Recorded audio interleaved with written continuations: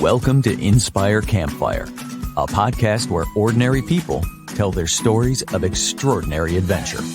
These are campfire stories meant to inspire the rest of us to light the fire within, get outside, follow our dreams, and return to tell our own stories. Ready? Let's strike the match.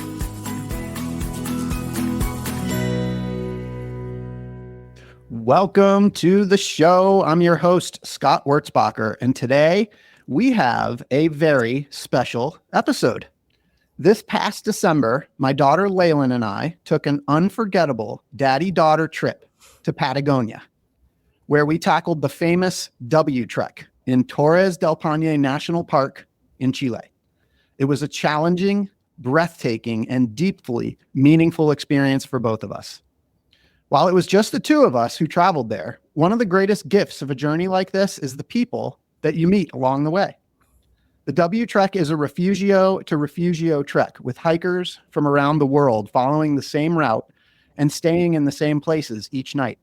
So strangers quickly become friends. Today, we're joined by two of those friends, Tisca Chandaria from London and Natalia Poskrebysheva from Amsterdam. Leilan and I met each of them separately, along with their hiking companions, on the trail, and we quickly connected. We ended up sharing parts of the journey together, including the scenery, the unpredictable Patagonian weather, the challenge, countless stories, and plenty of laughs. Now, here we are together again, and I can't wait to share our adventure, the magic of Patagonia, and the meaningful friendships that grew along the way with these incredible people. Natalia, Tisca, Leilan, welcome to the campfire. Thank you. So excited to be here.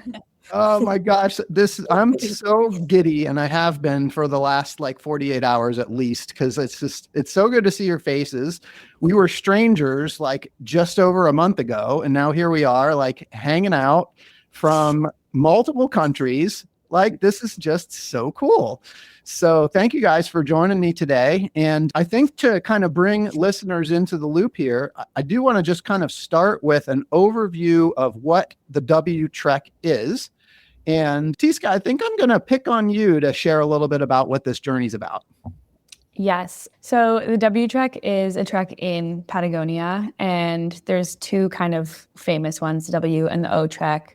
But the W itself is a 4 to 5 day trek where you go from campsite to campsite and you cover, a specific amount of distance before you get to each site. But every campsite that you go to has very different views, and it feels like a journey, essentially. Yeah, very good. And I think I need to say the W Trek is the name of it. And in my day job, my business, it's a real estate business called the W Realty Group.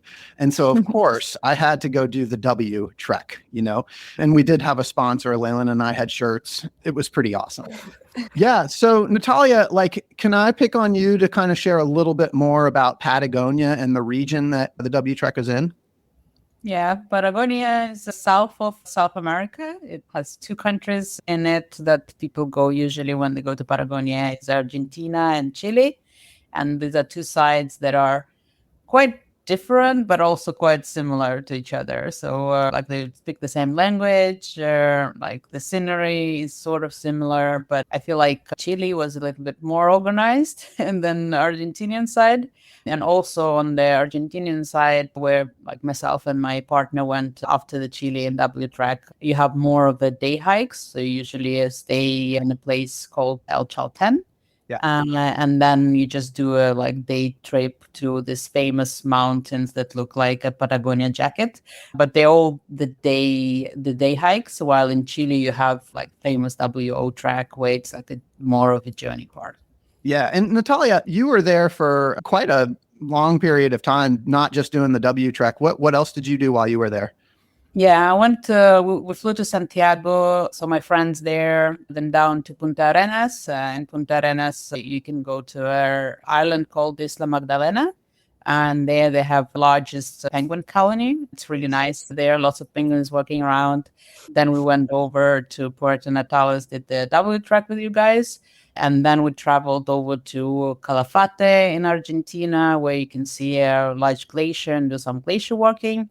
Then El Chalten with a lot of the Argentinian Patagonian hikes. And then we flew into Buenos Aires on the way back. Some sun and 40 degrees in comparison to Patagonian winds. Yes, amazing. And Tisca, remind us what your trip entailed outside of the W Trek. Yeah, we started in Santiago, spent, I think, 2 or 3 nights there. But one of the days we went to the wine country in Casablanca, and we just spent the day at the vineyard hanging out. Yeah, I don't drink much wine, but it was still beautiful and like such a gorgeous thing to do. And then we flew down to Puerto Natales, and then it was only 8 days, so we really were there just for the hike and a little bit of sightseeing. Amazing. And Leilan, so tell us a little bit about the challenge and like the distances and, kind of what the logistics of the W Trek entail. Yeah. So the trek is around, I believe it was 50 miles in total. So it's in a pretty secluded area. So you have to fly into either Puerto Natales, which is what I think y'all did. And then we flew into Punta Arenas and then took a bus down to Puerto Natales, which was about 2 hours, and then another bus into the park. And then from there, you have to take a catamaran to get to the first refugio, which is or since it's a W, you can start on either side. So you can either start at the park entrance or take the catamaran, which is what we did, onto the left side of the park. And then from there, you're pretty much just on your feet. It's all on you whether you make it to the end or not. There's not much they can do for you if you don't make it. And what was the up and down? Do you remember like the ascent? Was there high altitude involved? I don't remember the specifics, but I would say there was a lot of elevation change. It wasn't much of you didn't spend a prolonged period of time in high elevation, but on the average day, I think there was usually around 1,000 to 2,000 feet of elevation change. Yeah. Yeah, it was intense.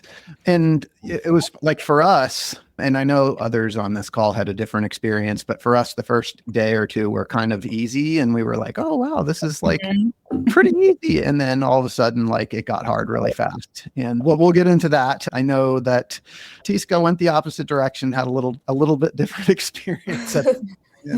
Excited to hear that story. But all right, so let's just do a real quick round here. If you can, I would love to hear why each of you chose this particular adventure, and maybe just share a little bit about you and kind of what your adventure experience was sort of leading up to this trip. And Leilan, let's start with you. Okay. So I am currently a college student. I'm at UNC Chapel Hill, and I've been doing backpacking, camping, all the stuff with my dad for as long as I can remember. So I've always been a big outdoor person. And when I was graduating high school and kind of deciding where I wanted to go to college, what the rest of the next couple of years would look like, I thoroughly thought about taking a gap year and going to Patagonia for a semester before I started college. So that obviously didn't happen. I'm sitting in my dorm right now, but I talked to my dad about it and was like, okay, well, if I'm not going to take a gap year, maybe we can just go anyway. We'll go for a break and we'll just do a little trek, get a taste of Patagonia. And then if I decide to go back and spend a month there like Natalia did, then awesome. But yeah, just to get a taste and kind of a consolation for not taking a gap year. Amazing. And we definitely packed it in. Leilan finished her exams. We hopped on a plane, traveled the 2 days to get there, did the 5-day trek, and then 2 days home in time for Christmas. So definitely packed it in. Natalia, how about you? Yeah, I work in analytics, so it's very structured type of work. And I think outside of work, I want something much more reflective and observant and learning about the world. And I have always been a massive traveler. I think now I'm around 78 maybe countries that I have been to so far. So every year I do at least one big trip. And I also have a goal of going to at least one country I have never been in before. Nice. I love that. I've been in Chile and Argentina before this time. My country of this year was Nigeria. It's still like a place that I always really wanted to go because it's really, really far. And I always thought like, oh, it's so far. It must be so different. So like that was the reason I really wanted to go. And then my partner also has a friend who was telling him a lot about Patagonia. So these things kind of aligned, and that's how we ended up there. Did you have any particular goal for this trip? I think like going, like just moving and looking around me and reflecting. And I think like one of the, like when you said about the W track and like how it goes from like one side to the other, like I think like one of the things that when I was researching, it wasn't very clear which particular way it's best to do. Yeah. But having done it like left to right, I think it was definitely like the best way to do it, in my opinion. So I would highly recommend it to like start easy and then like finish on the highs of the view. And I don't know, like we were very lucky because we were just us there. Well, sort of. Yeah, we did have a great experience at the towers for sure. Tisca, how about you? Yeah, my family is a big hiking family. I think we travel a ton to see each other and to make an effort to travel to new places, just like Natalia. I'd never been to Chile, and I was asking my friend who's a big hiker as well, where should my next destination be? I've done Mount Kenya a couple of times. We've done Machu Picchu, Table Mountain, Dolomites, all of it. So he said, absolutely go to Patagonia, but go to the Chilean side.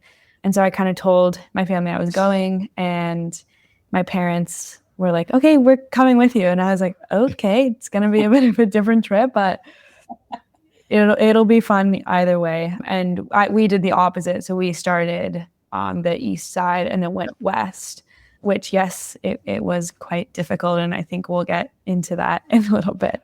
Yeah, we will. So, I mean, in terms of you've done a bunch of adventures, but you've also lived in a lot of different places. Can you tell us a little bit about that? Yeah.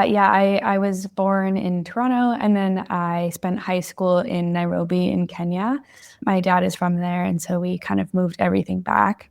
Then I did my first year of university in Paris. I finished my degree in LA, moved back to Toronto after I didn't get my visa to the States, and then got really bored and moved to London. And I've been here for a year and a half. And so I haven't lived in a place for more than 4 years in over 14 years. And I don't know if I'll ever do it again, but I'm already thinking about the next place I want to live. That's amazing. I love that. Amsterdam. Yeah, totally. Did you have a well, I know you did. What was your sort of particular goal, and did it sort of morph a little bit when you asked mom and dad, or when mom and dad said they were coming along? Yeah, I really wanted to do something difficult. And I think as a family, we had fallen into the bucket of going for trips and doing day hikes, and then that kind of being the trip. But I wanted to do something, I wanted to trek and it be, a multi-day adventure as opposed to just like a day hike. And having done Mount Kenya, I wanted it to be really hard. So I was like, okay, I'm going to challenge myself, really push myself pace-wise. I'm going to, carry my own stuff. And then my parents were like, we're coming. And I was like, okay, I guess I'm changing what that means. And so the goal was to push myself physically initially. And then when my parents wanted to join, I still thought that the goal was going to be physical, because I was like, okay, they could probably hike at the same pace as I do, but that quickly unraveled. Oh, I love it. Okay, well, so I want to ask each of you guys about like one of your most vivid memories, or just kind of a story that really stands out. Tisca, I want to stay with you because I think what you just shared kind of leads into your beginning. So tell us about your first day on the W Trek. Yes. So our first day, we'd been prepped before the hike that the first day was going to be 22 kilometers. And I think, I'm very capable of it. And I think my parents, they have never hiked 22 kilometers in one day. And so I think there was a little bit of, confidence around it. And I was like, okay, guys, I'm preparing you now. This is the reality of it, just so you know. And they're like, yeah, that's all good. We're going to be fine. And so the plan was start at the Refugio Central, go up all the way to the Torres del Paine, and then go to Cuernos, which is very long. And we soon came to discover that no one else was doing that. But essentially, we wake up at 8:30 a.m. We start hiking. We go to the towers, and then we stop at Chileno, and it's already 5 p.m. And that's the first break of the day. We have, a sandwich, a pizza, and the sun is, kind of disappearing from the sky. And I ask our guide, I'm like, how much longer do we have? I think we've done 14 kilometers by this point. And he's like, from here, it's another 12. And I was like, wait, hold on. It took us this long because my parents are slower. My dad's boot was really hurting his toe, so he was going extra slow. And in my head, I'm like, okay, it just took us that long to do 14 kilometers. We're going to arrive at the next refugio at like 4 a.m. And so I'm starting to panic a bit. And my parents are, my mom's had a hip replacement. They're almost 70 years old and they've never trekked this before. So they asked the guide, like, can we get horses to the next place? Because we realized we couldn't go back to the previous camp because there was no beds available. So we had to get to the next campsite where our beds were booked. At first, he's like, yes, I think I can get horses. And then turns out there's no horses. And I look at my parents and I'm like, okay, guys, we have to do everything we just did again. And I need you to kind of toughen up and, let's give you some Advil and let's make it through. And so we start hiking again at 6 p.m. and 14 kilometers to go. And our guide keeps saying, oh yeah, it's just over the hill. It's just over the hill. And I'm walking. It's tense between my family and I. At one point, my dad is with the porter. Me and my mom are here and we're walking a bit faster because we're tired of walking so slowly. And we actually end up separating. And I stop and I'm like, oh no, Mom, Dad's not behind us. We've been walking in different ways for like 10 minutes now. So at the top of my lungs, I am screaming for my dad. And then I'm panicking because I'm like, oh no, the sun is like going down behind the mountains. We need to get back together. We don't know like the environment here. It's really like starting to pick up the wind. And so I'm screaming and then I hear like Tisca at the top of his lungs. And I'm like, okay. So we just start screaming each other's names back and forth. It felt like I was in a movie. We finally meet up, very tense, not a great environment to be in. And my mom is exasperated. I'm looking at her and I'm like, this is a tired woman. So I take her pack onto my bag. So I'm carrying 2 packs, probably about like 25 kilos at this point. And we're walking. And then it hits, 8 p.m., 9 p.m., 10 p.m. is sunset. We're still walking. The sun is going down. I ended up taking my phone flashlight out because we didn't have our headlamps. Ugh. And I'm guiding my dad's way. We're on these like very rocky rocks. And I check my phone and it says like 26 kilometers. And so I asked the guide, I'm like, wait, we've done 26 already. I thought it was supposed to be 22. And he's like, oh yeah, like what's the difference between 20, 26, 22? And in my head, I'm like, the difference is hours. The difference is we could have been sat down at the campsite by now, but we're still walking. So I decided to lighten up the mood. And I realized my role there was to make sure that my parents felt okay and safe and not scared because it's pitch black and we're the only ones on this trail. And so that's when it shifted, that kind of fear of what's going on here. I don't know, but I have to pretend that everything is okay so my parents feel safe and we can just get to the refugio in one piece without them hurting themselves. My mom falls a couple times. I was like, ugh, what is going on? And then we finally get to the refugio at 12:30 in the night. We did 51,000 steps that day, 28 kilometers. And what was really awesome is that the chefs had stayed up for us to make sure we got like a warm meal. And it was an incredible kind of gesture of welcome. And so we sat down and we kind of just started laughing at what the heck was going on. But these really kind people had stayed up, made sure we were okay, and like prepared sandwiches for us. So a lot of learning straight on day one. That's amazing because they were pretty strict about like the timing of serving the meals. But so this was fun because, and I was watching Natalia and Leilan's eyes when you started to talk about the route that you took, because we went the other way and we're just like, wait, what? You did what? Yeah. Because I don't have a story to match this. We all woke up at Chileno. I mean, that was like your like halfway spot at 6:00. And that's where we started to go up to the towers. And so, yes. And so what I love about this is because when you and I spoke the other day, just the two of us in prep for this, you were sharing that you really wanted something hard that was a challenge. And when your parents said they wanted to come, you thought this was going to be more of an exercise in patience and just being there to serve them. You got the challenge you were looking for.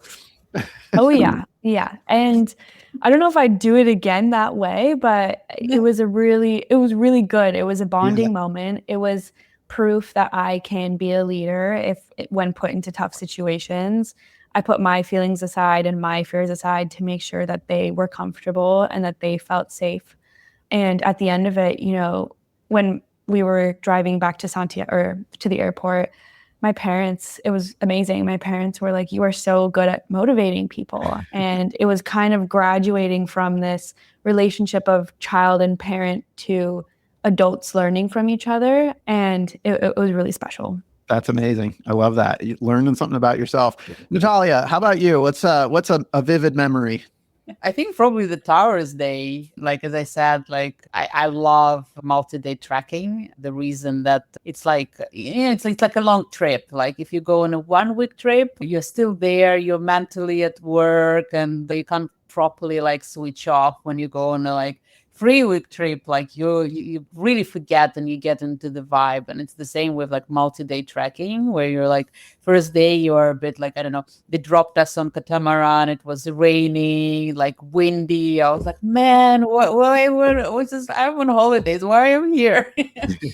Then it like the weather improved and like every day you're getting into the rhythm and getting into the vibe and getting comfortable. You have the same people you're meeting at the camps and like you're really like growing into this routine. And I think like when you're going from the left to the right, this story was kind of building up. Like you start easy, then every day it gets harder, more beautiful.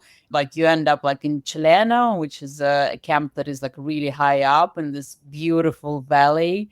And like you're just like, whoa, what is this? This is so beautiful. And then you know that the most beautiful part is still there. And I think like one of the things like we discussed about what time we're going to go there. And a lot of people go to the Torres for sunrise, but I'm not a morning person. So I'm like, no chance. I'm waking up at the sunrise at 5:30 a.m. So like I'm not waking up at like 1 a.m. to go and like Torres. So like this is too much. I can't enjoy anything that early in the morning. So we decided to like go early, but not too early. So we woke up at 5:30. Like we went all together, and it was like it was this like yellow sunrise sun, and like it's just like starting and like throughout the journey, and the route between Chileno and the Torres is like really beautiful. Like, and there's a lot of change. You have like, you go through the forest, then you go through the rocks, and it's like kind of like building up. And like with the yellow light, and like there are no people. And then we get all the way almost to the top, and there is like a few hiking people and like coming down. And the last one says, there is no one left there from the sunrise. Like, and we were like, what? We're going to get to this like point where it is like super popular with like lots of tourists, and we're just going to be us. And we're like, come out there, and it's just us and the mountains, and you could see the top. Like, it was like, wow, this is so amazing. And we're like so happy. We're like taking all the pictures in different poses. All the possible. I don't know, I have some like millions of pictures from there. But then there was like a funny moment, because like all these pictures, like all this adrenaline, excitement, and then we turn around and there's a girl sitting next to the rope like this. And he's like, what are you? Like Scott thought that she was doing her business. I was like, oh, sorry. And I was like, why didn't you were gonna hear all the time? I didn't say anything. She was like, I heard you screaming, we're here the only ones, and I didn't want to spoil it. And it was like, I was like, okay, cool. And she was just like there, like trying to hide from the wind and looking at the place. But I think like it was definitely like the whole like build up situation, and then you get there and you just see it, and I think like there is something very special about being in a like I love mountains like so much. Being in like the mountain in a beautiful place, and just like you and the nature, and it's just overwhelming. Hey everyone, it's Scott here. Did you know that the members of my real estate team, W Realty Group, are listening to their own voices that call to adventure by setting big goals? Some of those goals include planning trips to Bali and the Kingdom of Bhutan, buying investment homes, and running the Chicago Marathon. At W Realty Group, we support and encourage these big goals and want to help turn them into reality. We're currently looking to add new members to the team. If you know a great real estate agent in the Charlotte, North Carolina area that would benefit from being part of our team, please send a text, an email, or give me a call. And know that when you support W Realty Group, you're also supporting this podcast. Thanks for listening. And I think what's so beautiful about the towers is, I mean, you're climbing, you're all the way, like you're at a high point there. It's not high elevation, but relative to where you started, I mean, you're up high in this valley and there's this beautiful glacial lake with these giant towers behind. And I think it's an iconic photo for sure. So yes, Leilan and I were super lucky to be there with you and Kuhn for that part. That was so much fun. Leilan, how about you? What was a story that you remember? Mine was definitely from also the beginning of the trip when we got off the bus. We took the bus in from Porto Natales, and as soon as we got through the park entrances, it started pouring rain. We were like, okay, awesome. I didn't do much research going into this trip. I was kind of like, he knows what he's doing. Like, my dad will take care of it. He made the plans. I'll just show up and walk. And so we drive into the park, pouring rain. The bus is shaking from the wind. I was like, okay, this is cool. This is great. And then we park and get off the bus. Everyone puts their rain jackets on, their rain pants. I left mine in my backpack, which was under the bus. So I got off the bus, soaking wet immediately. I was like, okay, off to a good start. This is going well. And we grabbed our backpacks, and my dad and I have talked about this a lot, but the first thing we noticed was that every single person that got off all of the row of buses had a pack cover for the rain. And we did not. So we had done some research and we were like, okay, well, if we just throw like a big like trash compactor garbage bag in there and twist it up and it'll stay dry. And it did. So I have to give us some credit. Everything did stay dry, and we packed way more dry clothes than we were ever going to need ever. But we definitely noticed that we got off, and like when you stay at the refugios or you just go, you can't bring your backpacks inside. So you kind of just leave them out on the deck. And a lot of the times the decks are not covered. So we went in to get a coffee and go to the bathroom, and I just left my backpack in the pouring rain. I was like, okay, good luck. And it was like, we hadn't even been in the park for like 10 minutes. And I was like, we're here for a week. You know, everything is wet. I'm wet. It's cold. I'm going to fall over. It's so windy. It's like, Dad. I looked at him and I was like, you've got to be kidding. Like, this is a joke. But then, like, it rains for the whole catamaran trip. The wind was crazy, but after that, we didn't even really get any rain. So I think we definitely lucked out on the weather. The winds were crazy the whole time, but I think just getting off the bus and onto the catamaran, like, scared me. I was like, oh no, like, this is going to be way worse than I thought it was going to be. But it ended up being pretty mellow, the rest of it. It was good, but yeah. Yeah, I just kind of have to add to that because I was fortunate to do some pretty cool treks this past year and have done some pretty cool things from like Tour de Mont Blanc to Mount Everest Base Camp and Kilimanjaro, and I remember like researching the W Trek in this particular park, and there's no high altitude. You're basically starting at close to sea level. There's huge mountains, but the ascent, and you're doing a good amount of ascent and descent, but you're not going to any high. So there is no high altitude that's going to affect your breathing. The mileage isn't that, when you look at it, when you do it the way that Tisca did, it is. But I mean, if you do it the way everybody else does, the mileage doesn't look that bad. There's just, when you look at the kind of specs on paper, it really looks like a pretty moderate hike. And when we got there, like Leilan, I experienced the exact same thing she did, and I'd done the research, but we got there and I was like, the weather. Oh, I had to say, this is the variable. I was like, what are we doing here? I want to go home. Yes, the Patagonian weather. And like, especially so our first day going from Paine Grande to Refugio Gray, that's where the most exposed wind was, at least for us. I mean, any like comments about wind? Yeah, that was our last day before the catamaran.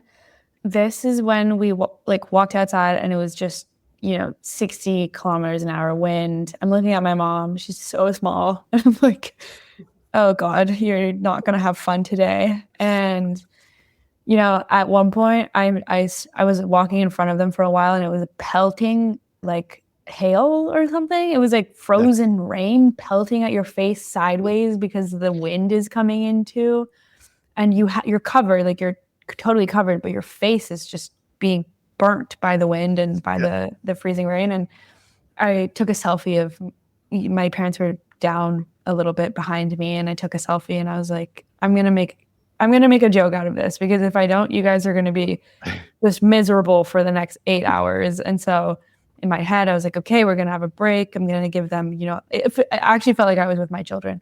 I gave them snacks. I gave Gatorade every 2 hours. And yeah, the wind, it felt like it could pick you up at some points and kind of take you. And there are moments where you're just kind of staying where you are to make sure you don't knock over. So. Yeah. I mean, it was amazing. And, just like for me, there was rain, there was really high wind. We had sleet. We had that same sleet you had, Tisca. We had snow at one point going up to Britannico. The snow started coming down. And, but in that realization, and reality was like what Leilan described for us, the weather was scary right at the beginning, but it improved. And as I reflect on it, I mean, that variable weather, it's part of the experience. I think if there's any place, at least that I've ever been, where gear matters, it's Patagonia. So a really good rain jacket and rain pants and the expensive gear actually matters in Patagonia. But for me, the weather just made part of the experience. That it was awesome. I mean, to be able to say that we got through that. I mean, the wind it wasn't awful. It was, I mean, you just accept it. And it was awesome. It was just part of the experience. You really get all 4 seasons in your, totally do. in your the days when it was blue sky and the sun was out and the birds are chirping. And then the next day it's sleet in your face. You got every single season there. So it was part of the experience. Painful. I remember I would put my thing over here because it was just hurting my face. Yeah. It's then coming in, and then one of their Paine Grande is the windiest spot for camp. And Scott and me were discussing as well, lying on the tent, and it just literally shakes this the whole night. And then I was like, yeah. I mean, I have not set up the tent. The guys set up the tent. They know what they're doing. It should be stable. It should be stable because literally lay down there, and it was I can't believe that this tent is not going to be carried up to get me and all my stuff. Yeah, it's true. I remember thinking if I had pitched that tent myself and I was just out in the wild, I would have been freaking out. But there was 50 other tents that had been professionally set up. I'm like, okay, this is what they do this all the time. It's going to be okay. So speaking of bad weather, really just about a month before we all did this trek, there was a tragic accident on the O trek, which is not what we did, but it's another part of the W. If you go further up into the more remote sections, you come over this section called the John Garner Pass. And there were some people that tragically died during a snowstorm. And I'm just curious for you guys, like this had just happened. In fact, the O-Trek was closed when we got there because they were investigating and trying to figure out like the weather and doing some different things. And so I'm curious how like fear and just like the concept of safety sort of factored into your experience. And Natalia, I want to start with you. Yeah, like I heard about the story, and obviously, like it's like really horrible things that are gonna happen. And I think it like I did not research the track that much. Like I heard like, oh, W track is a great track. I'm like, I'm gonna go there. But I think like that definitely like ignited my curiosity of like looking more into it, because I always thought that like W track, I was like, it's super touristy, like nothing can ever happen there. Right. And then all of a sudden like something does happen. Yeah. So I was like looking into that, looking like what the situation is. But like I think like in the end of the day, like I convinced myself that everything is going to be fine and try not to think about it. Yeah. Leilan, what about you? I mean, I got like we did our trip through a company. They helped like book all of our refugios and everything. Right. So we found out, or I found out through an email, and I was sitting in my dorm room with all of my suite mates, and like I had just told them that I was going to Patagonia, and I opened up my phone to this email and I was like, oh God. Oh God. But I thought, like I read through it and then I was like, okay, how close is that to where we're going to be?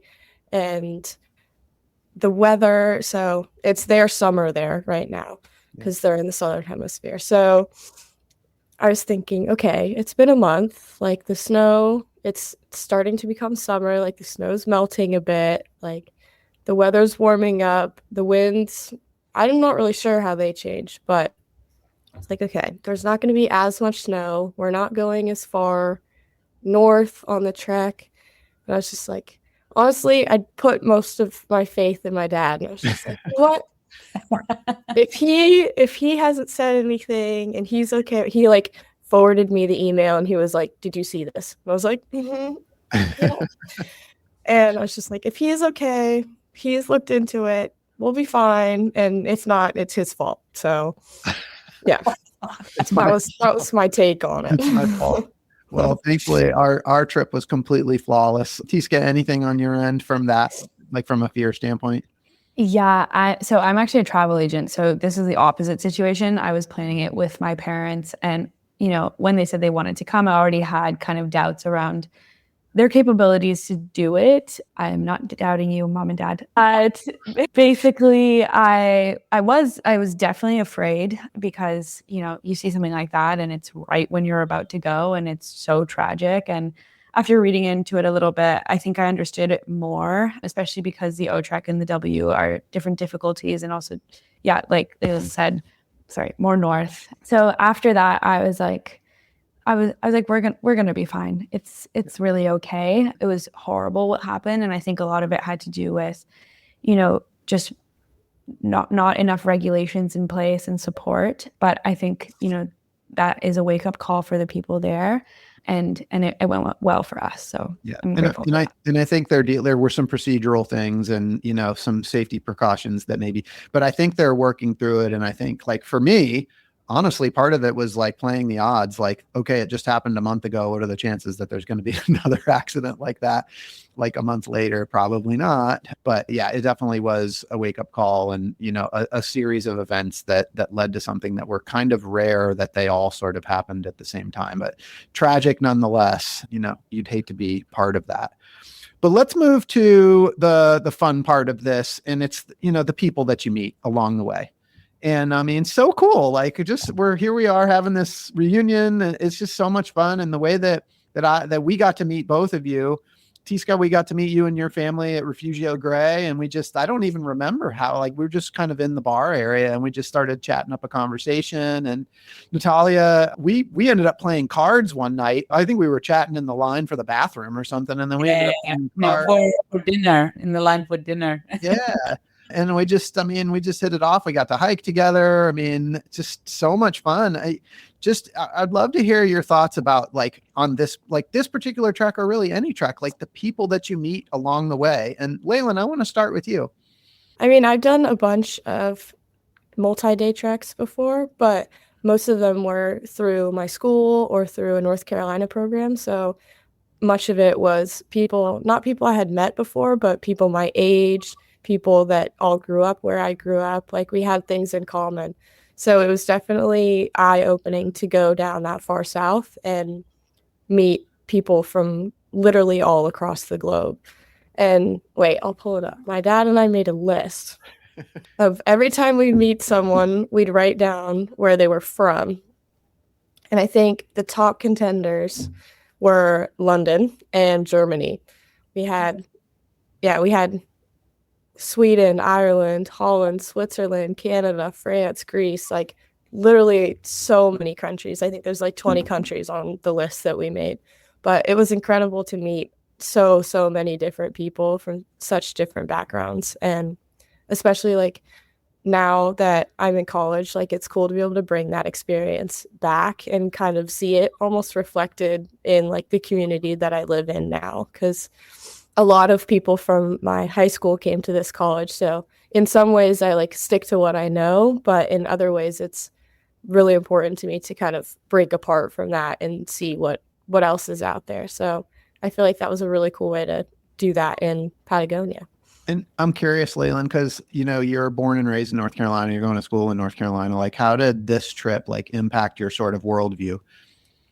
It was crazy. Like I've stayed here pretty much, or I have stayed here my whole life. So I've kind of stayed in the same bubble almost. And I've met people from very different backgrounds, especially now that I'm in college, like people from all over the country and like multiple states, even just living on or multiple countries living on my hall.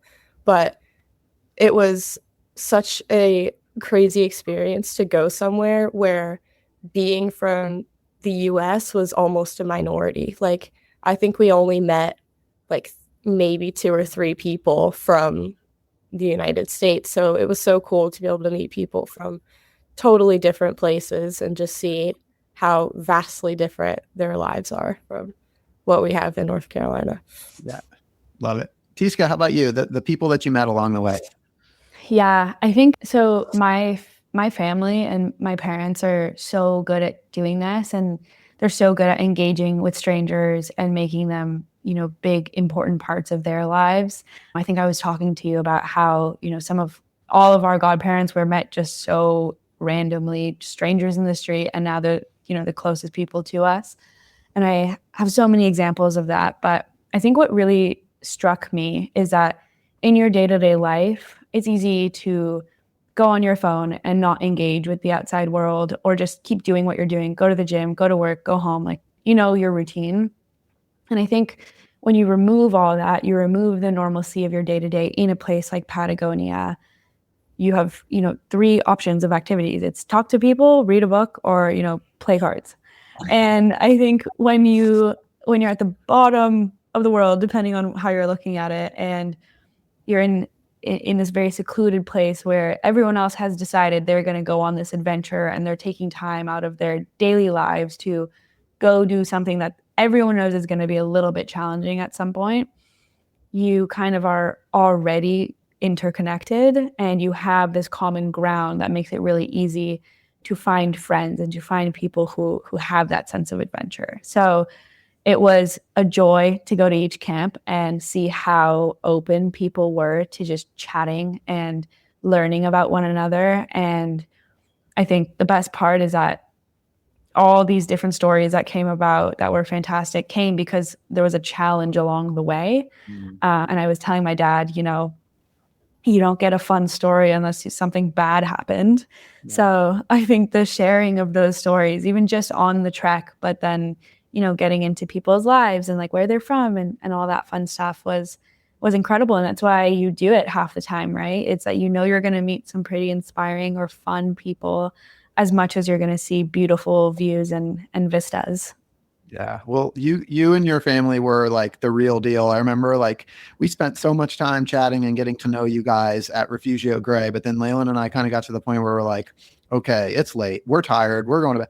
And then for some reason we ended up back there. I forget, like maybe I left something or forgot. And I think maybe like Leilan thought she lost her phone or something. I can't remember.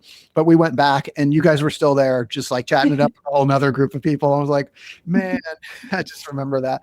Natalia, what about you? The people that you met along the way, you and Kuhn? I think it's like the environment definitely like helps that. I remember first day we arrived in Gray and there was like a 30 minutes free Wi-Fi you could get, and we were like, oh, yes, let's use this. And we're like, and then the next day like we arrived in Paine Grande, and then there was no Wi-Fi or something, and then like the third time we arrived in the camp, I was like, I'm loving it. Like, it's so good. Like, I don't want any Wi-Fi. And then even when we were getting to the Puerto Natales, I remember, and like Kuno was like connecting to Wi-Fi on the bus. And I was like, I really don't want it. Like, I really don't want to connect back to Wi-Fi. Can I stay in my little world without Wi-Fi and without like connection to the outside world?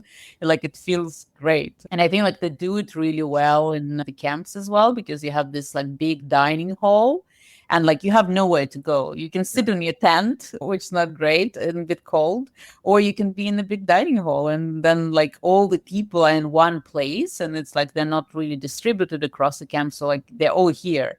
And that really facilitates this conversation. Like, you have nothing to do, all the people are here, and like as far as you go along the way, even though you can like have different combinations of the camps of where you stay, you still meet the same people over and over again, because you're moving in the same direction to the same way. And that also like gives you like really warm fuzzy feeling, like especially sometimes you arrive and you're like, oh, where are those guys? Oh, these guys are not here. Are they staying in a different camps? You feel like a little bit like this community, making sure that everyone arrived, no one disappeared, and it's like it's very, very nice. It's like I was saying that it like really reminded me of like youth camp years. Yes, totally. Where you're like all sleeping in one place and there's like nature around you. And yeah, I really enjoyed that. And then definitely like their different perspective, like you live in a city, you have friends from school, from university, you make new friends from work, friends of your friends. It's still that it's the same circle, it's the same like community, like even though like in Amsterdam there are like all these people from different countries, it's still like the surrounding is quite similar. And then you go somewhere like Patagonia and then you meet like people like very different and a very like completely different path of life. Like we met this impressive like girl from California who was studying birds in Chile, and then she was telling us all about birds. Like I learned so much about birds while I was in Patagonia, and like yeah, it's fascinating.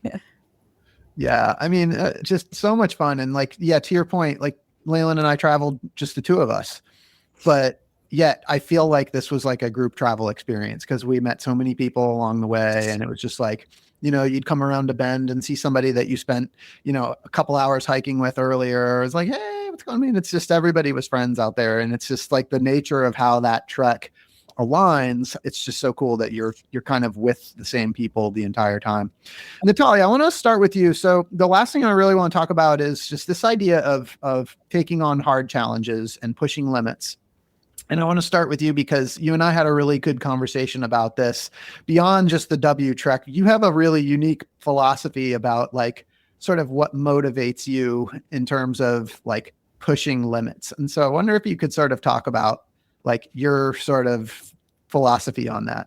Yeah, I think like for me, it's a lot about like I was also like walking today during the day and like reflecting on it, on like what actually like drives me like to go and experience all these things. And I was like, what do I actually do with this, right? Because like I always had this urge, like from like since I was a kid, of like going far and see the countries and like meet new people and hear their stories, and I always loved it. And I think like for me there is a lot of this like multidimensionality of the world, right? And then it is like, it's about distance, right? Like you go to different countries and you go and travel far.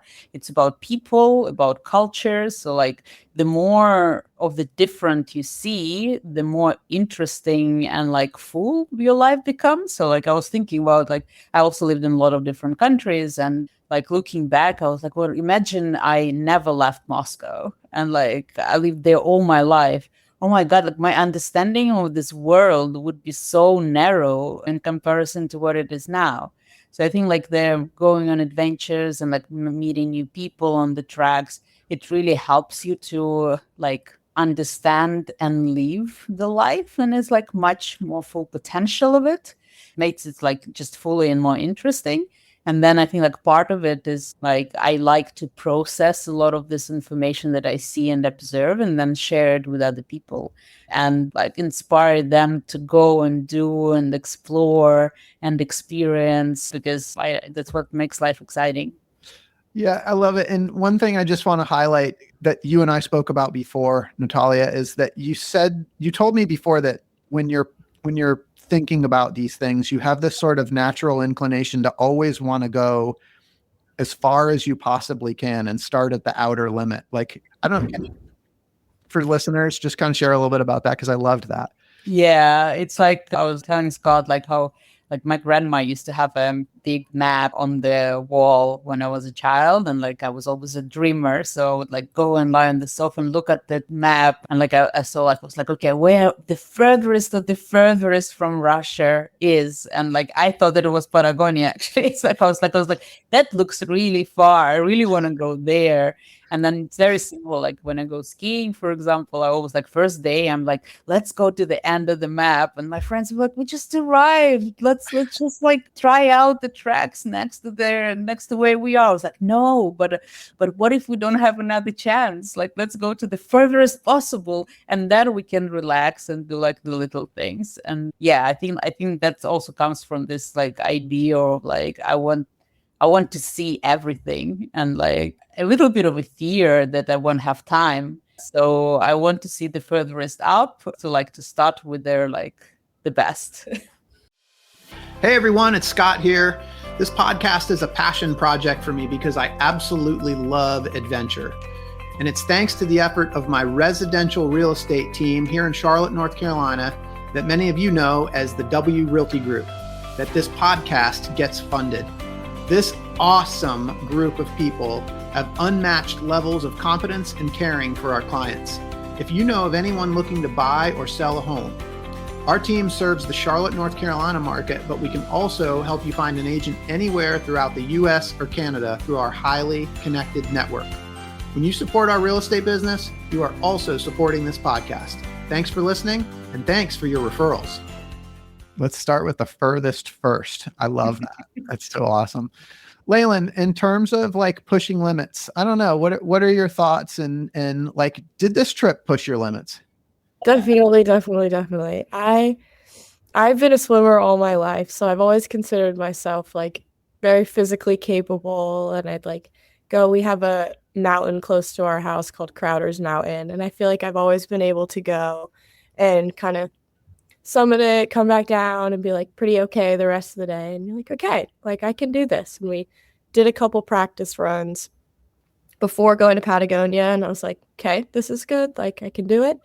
And then I got to college and got caught up in school and stopped swimming as much, and I was like, okay, I'll be fine, like this is fine, I'll be fine, I'll be good. And we get there, the first couple days I'm good, and the day that really tested my limits, and it shouldn't have, because it was probably one of the easier days, but we going from Refugio like Francis up to Chileno, it was just it was relatively flat for most of it. It was just like kind of you walked along a valley, but the sun was beating down, and I was tired from going to Britannico the day before, and just a bunch of things kind of collided at once, and I was like, I'm done.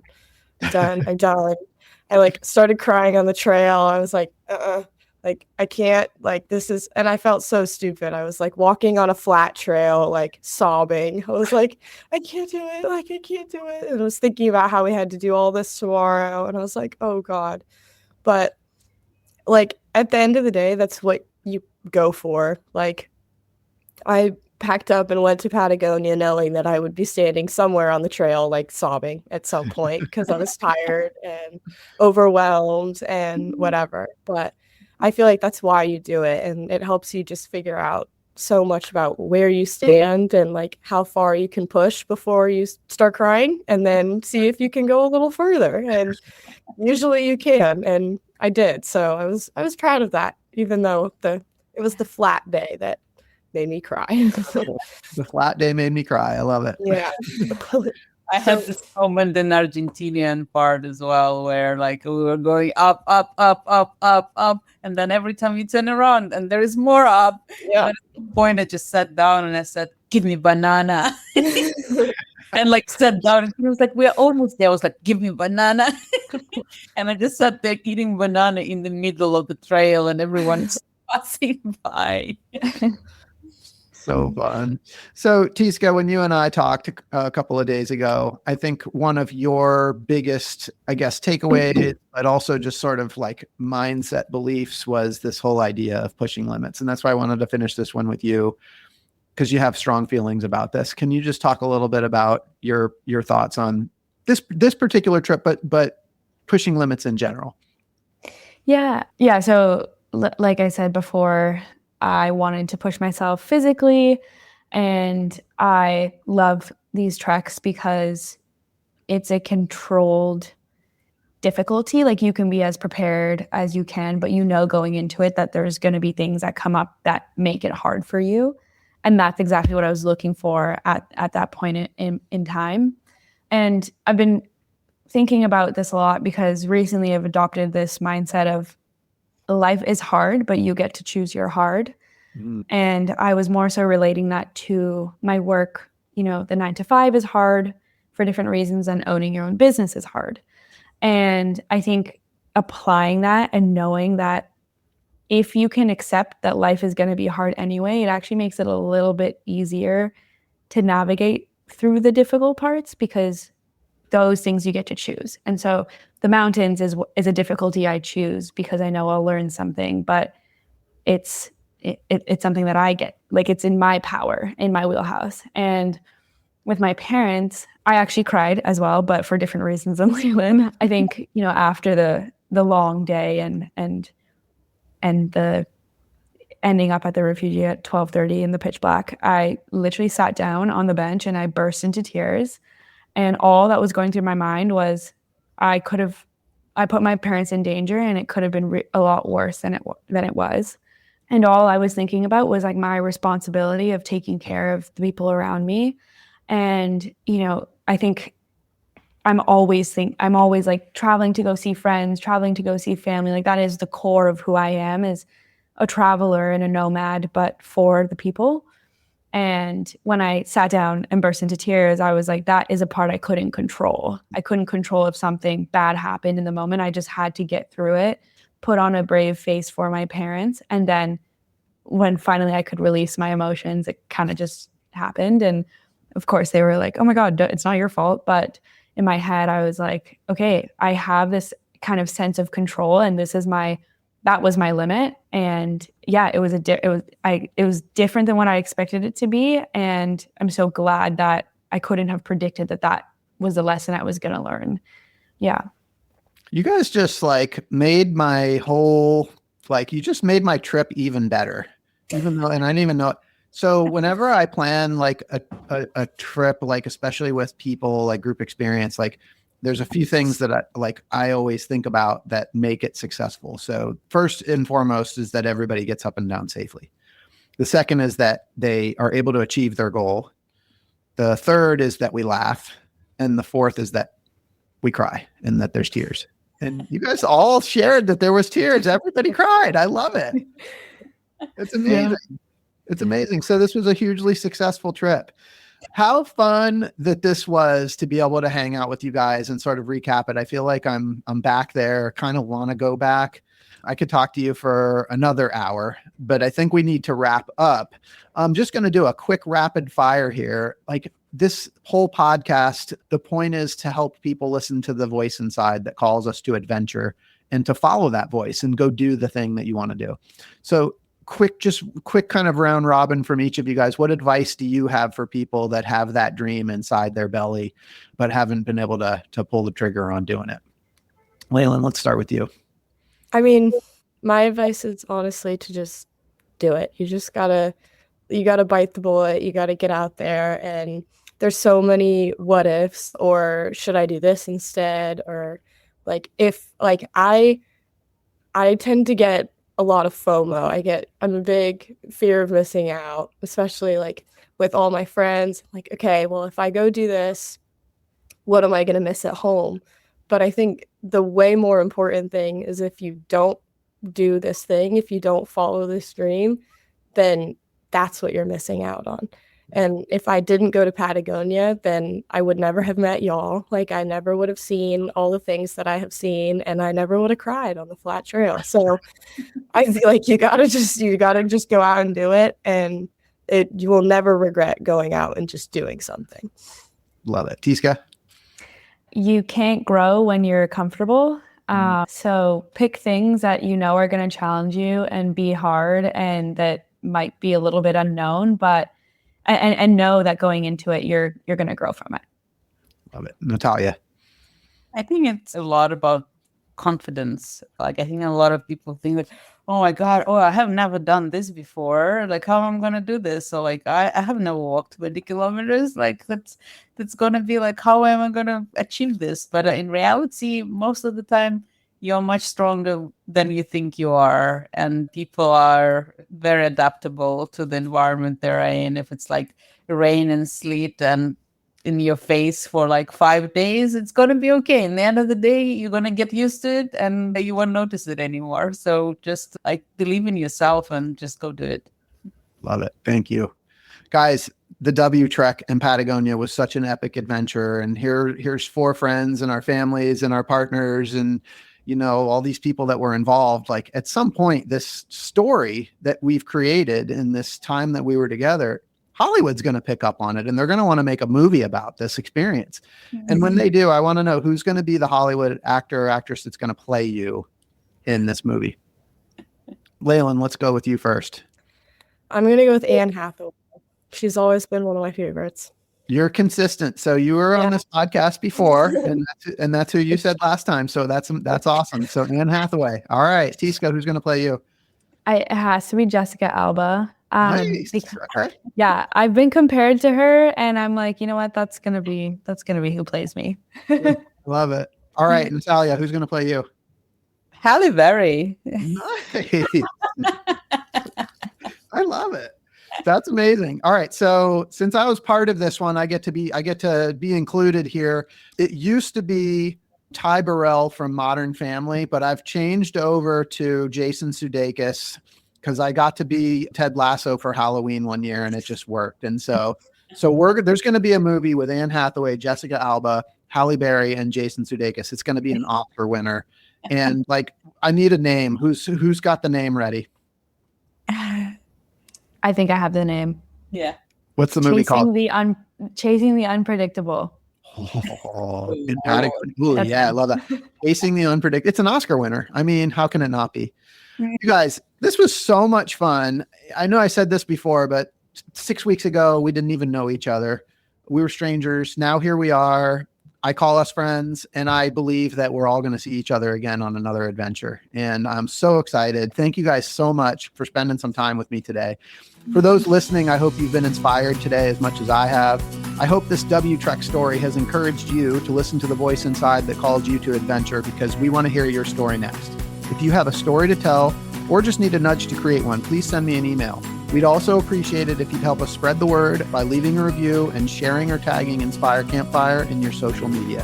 And until next time, I want to encourage you to get outside. Thanks for listening. Leilan, Tisca, Natalia, thank you so much for being here. Thank you. Yes, thank you.